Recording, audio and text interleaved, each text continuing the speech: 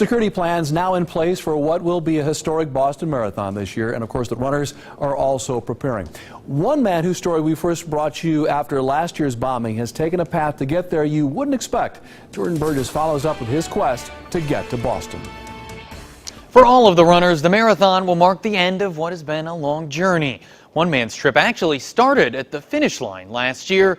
This year, he hopes it will end there. Good coffee is like a marathon. It can take a lot of preparation to get there, but the finish is always worth it. This year, Joe Reiser is hoping to get a taste of both. It became this important focus. As the owner of Winans, it was coffee that brought Joe to Boston last year for a specialty coffee conference. He stayed for the marathon to watch friends race. It was unbelievable, the level of excitement and support that the crowd gives to each runner. You would think they were all their brother or sister. Joe and his wife Lori were at the finish line for more than 3 hours, taking pictures and video.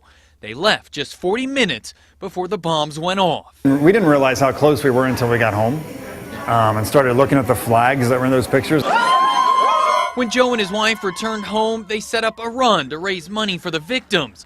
They ended up donating nearly $3,000 to the family of 2 brothers injured in the bombings. And at that point, I decided I am running this race. But making the marathon field is something you have to pour yourself into. The training and getting a qualifying time for the Boston Marathon is not an easy venture, especially when you're 49 years old and had never run a marathon. Joe tried, but came up short. But then the marathon offered invites through an essay contest for those profoundly impacted by the bombings.